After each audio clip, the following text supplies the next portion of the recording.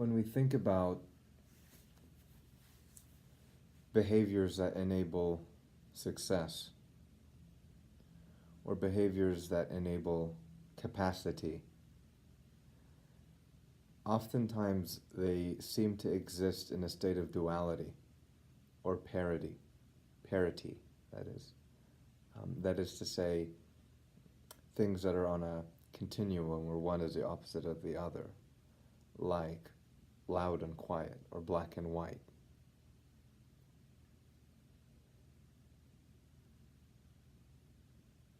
The one that I'd like to talk about is love versus hate.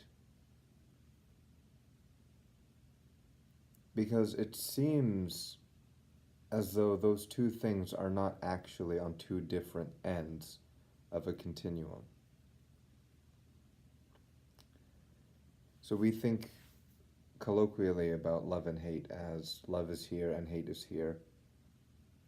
And if we were to judge the quality of the acts that we do, oftentimes they're somewhere in the middle. There's a bit of love and a bit of hate, and we try to move towards love consciously and unconsciously. Sometimes we move towards hate. But I would propose that we take the axis and sort of flip it this way. Where actually love and hatred, if defined properly, are both useful.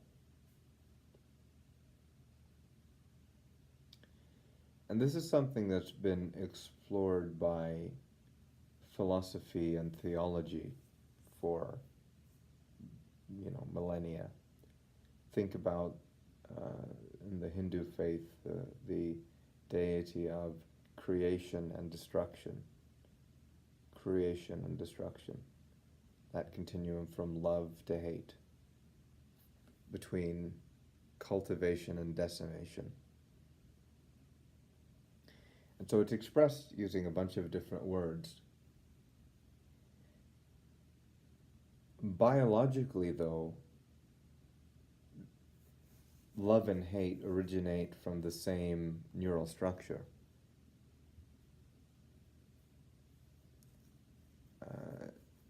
More accurately, creation and destruction originate from the same structure, the septal nuclei, which you'll learn from elementary neuroanatomy is the seat of sexual drive. They call it lust, but also of violence, sex and violence, which curiously is probably the biological basis for why there's so many violent sexual crimes, but that's another discussion. But let's entertain it differently for a second. If we think about neither one of those two proclivities being pathological, so they both have a physiological role. Think back to a leader, not just like a alright leader, but someone who's shaped the world in which you believe that shaped the world that you think you live in.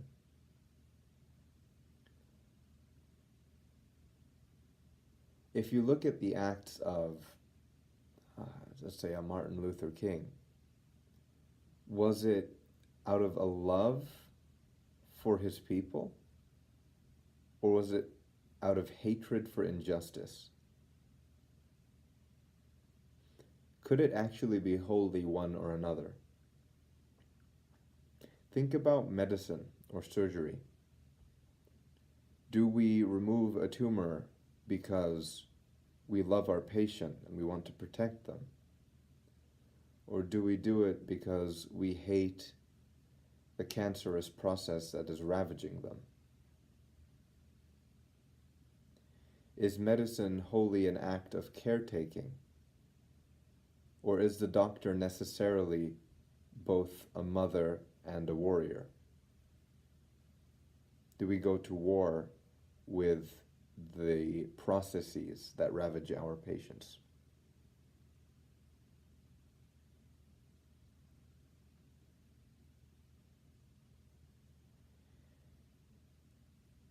the state of my thinking presently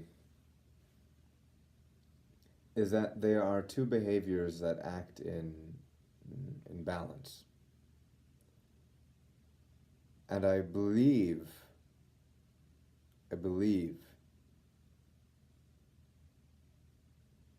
that if we were to take a survey, if there was a way to measure this, we would find a significant number of people who have developed love to balance out hate.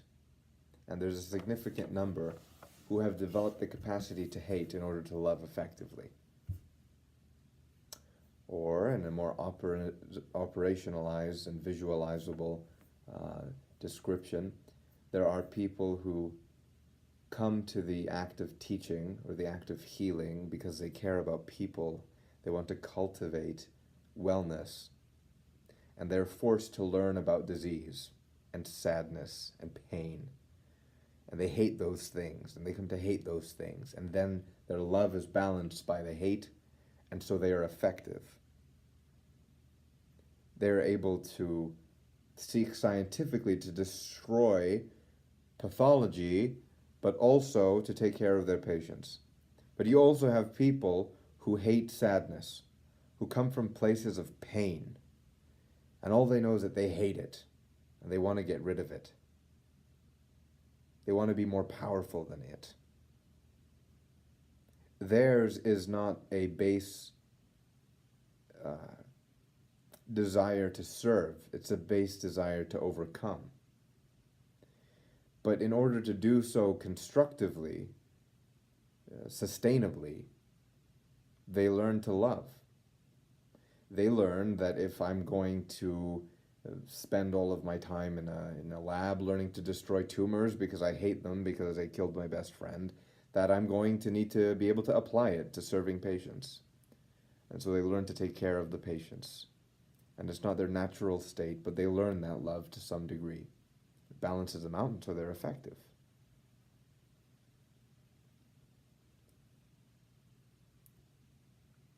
Is one of those types of people better?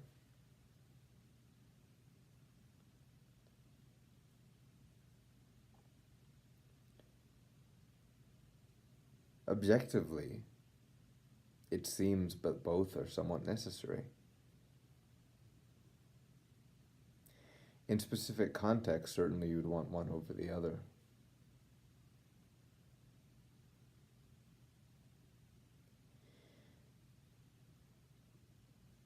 But when we were young,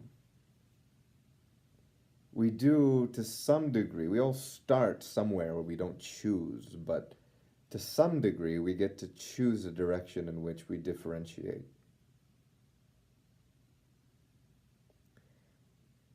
My opinion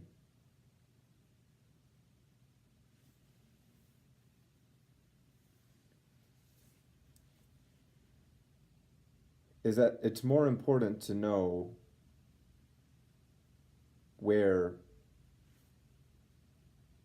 from whence you start.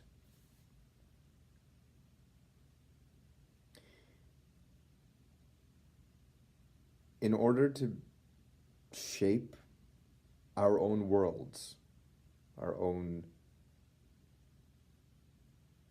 existences, it becomes necessary to identify that which we find beautiful and worth preserving. We need to know what that is. We need to at least have an idea of what that is, or where that is. That's the love part. That's the creation part. That's the cultivation part.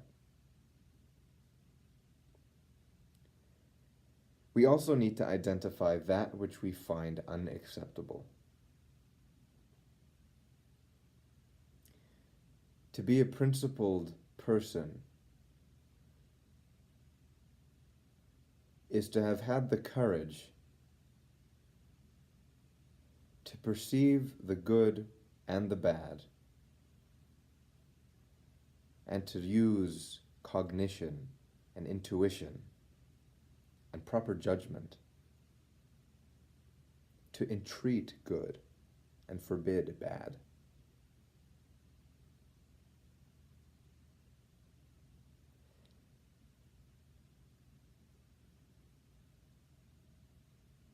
To cultivate good, destroy bad, to love good, to foster good, to tend to care for what is good, and to go to war with what is bad. In the same way that we may sit by a patient and hold their hand and comfort them, but when the scalpel meets the skin, we are at war. We are at war with the demons that plague the patients who we love. We kill them without mercy. You find a tumor, you rip it out, you dissect it, you find new and creative ways to kill it. And you may use gentler language than that, but that is the truth.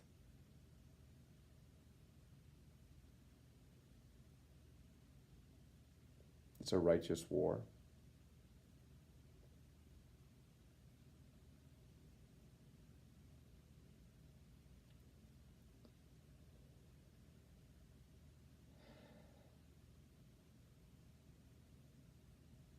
And this, of course, reminds me of the importance of intentionality. To cut, to maim, to destroy, with the intention to heal, the proper skill, saves lives every day. That will to treat. But similarly, that instinct to do good, to be gentle and kind and sweet and loving, is necessary. The intention must be right. The intention of being loving must not be to manipulate or to gain. The intention of being destructive must not be to cause harm to our own ends or just to watch the world burn.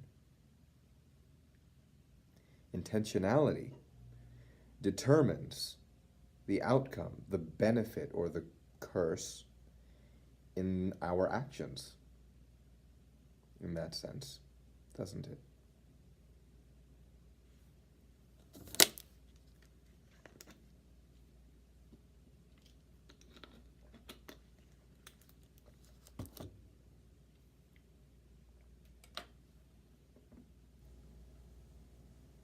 So,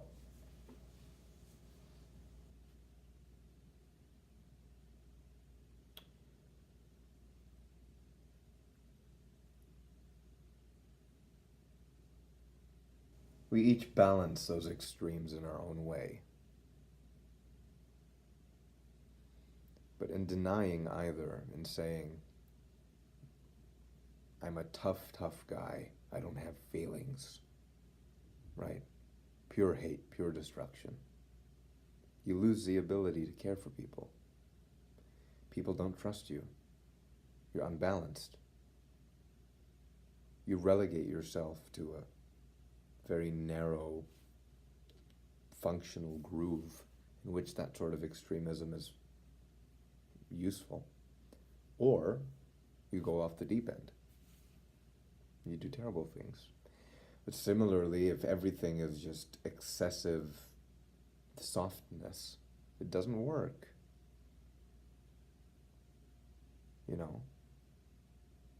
When you're sitting in front of a student who is killing themselves, refusing to exercise, refusing to study, to have balance, associating with people who make them feel terrible, I would be absolutely in the wrong if I were not harsh.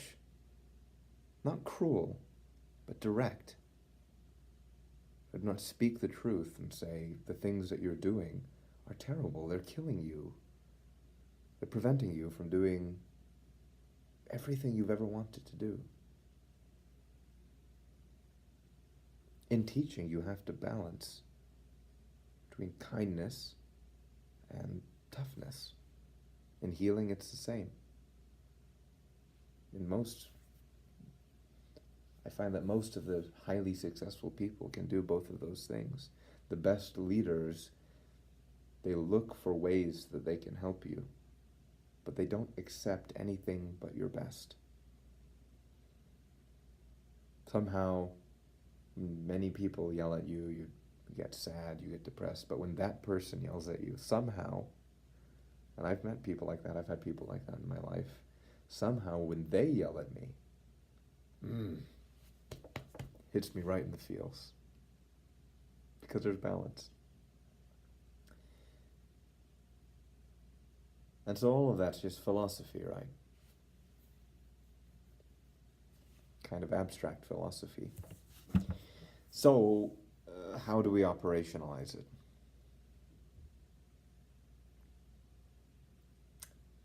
Step 1, figure out who you are and who you aren't, and accept it. Accept it. I'm extremely passionate about certain things. I'm extremely passionate about teaching. I don't care about business. I have colleagues who it's very important to them that sound business is done, that profits are maintained, that policies are upheld. They do a lot of good. They accomplish a lot of good. But that's them. I don't care about that. Similarly, they don't understand why I teach the way that I do. And sometimes they don't approve of the way that I teach, or that I teach. And that's okay. I know who I am and who I'm not. And I learn more about that every day. And it's a constant effort to know that. But that's step 1. Know who you are. Know who you're not. Be comfortable with it. And then step 2, once you've accepted who you are, be the best at that. Stop trying to be the best Steve that you can be. Steve is Steve, okay? You're never going to be like Steve. Steve is always going to be better than you at being Steve. But he's never going to be half as good as you at being you. The most successful people I have ever met or studied are people who had the courage to be themselves. They're people who had the courage to really care about certain things and really, really not care about anything else. There's a video on YouTube about Warren Buffett was talking to one of his employees, and some exchange occurred, and he said, write down the 20 things you want to accomplish. Now cross off everything but the first 5, focus on that. The next 15, ignore them really hard. Really ignore them. Those other 15 things are the things that are going to stop you from ever doing those 5 important things. So we've got to figure out who you are and who you're not. Accept it. And then step 2, just be the best at those things. Just do those things.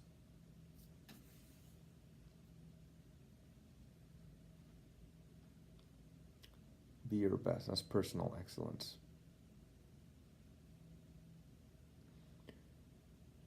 And then step 4, this part only applies if you want to be happy. If you don't want to be happy, but you just want to be successful, you can stop at step 3. Or 2. I lost count. It's not important. The next step, if you want to be happy, is to apply that personal excellence to service. Henry Marsh wrote in his book, Do No Harm, that the most reliable way to make oneself happy is to make others happy. This is a fact. It's a fact of the human condition. When you help other people, you are happy. That doesn't mean being a doctor necessarily. As a matter of fact, in my experience, there's a rare minority of doctors that actually help anyone. Doesn't mean being a teacher. There's a rare minority of teachers, professional teachers, who actually help anyone. It's not a profession. It's not a job or a gig. Service just means doing the right thing because it's the right thing to do. No matter what the cost to yourself,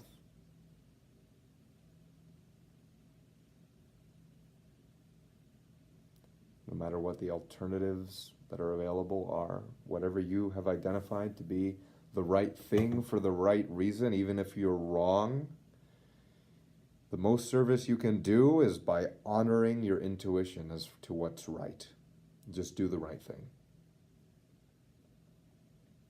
Not have a philosophical discussion and determine what the right thing is. Think, but once you've known yourself and worked to become the best version of yourself,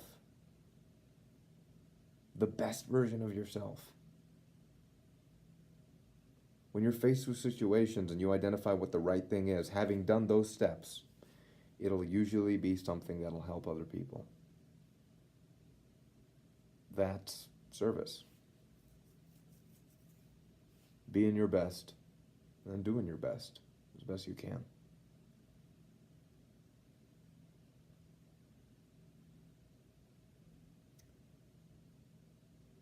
And that's a tall order. It's a tall order, and you're going to need tools to maintain all of that.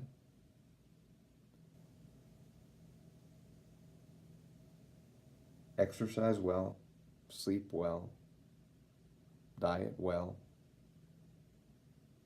and speak the truth. If you're going to speak the truth. If you're going to think, try to think the truth. If you're going to write the truth as you see it. Doesn't have to be right. The truth, as best as you know it, may not necessarily be reality. Try for it to be. And as long as you try and you keep trying, you give your honest best, more often than not, you will perceive things properly. But the intention must be to tell the truth as best you know it.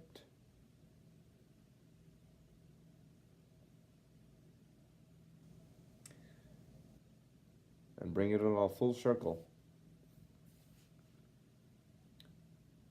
The truth is often beautiful. It is often cultivating. When you see someone who's down on themselves, when you see someone who thinks they've thrown their life away because this happened and that happened and they had to take care of this person and that person, they had to take care of themselves and make money for this and deal with that. And you know that that's them jumping around doing the right thing as best as they can do it. They say, well, I wonder if I had.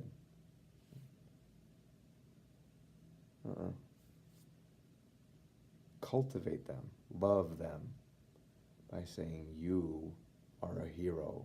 When they disagree, you say, no, you are a hero.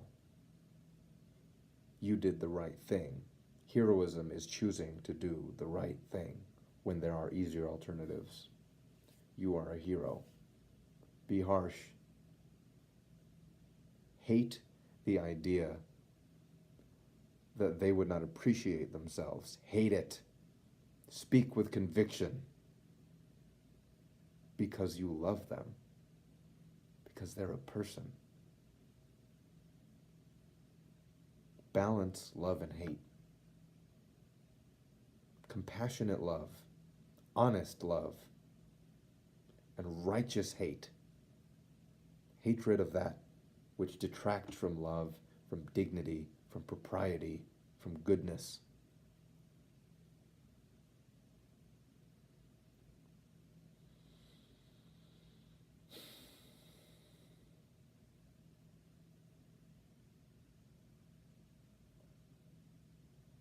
And that's all there is to it. Some people call it following your heart. Doing the right thing. Being a good person. It's not rocket surgery. It's pretty easy in concept. We try every single day and we fail. As long as you keep trying, failure is okay. It's quitting that's not okay. Failure is the first step to success.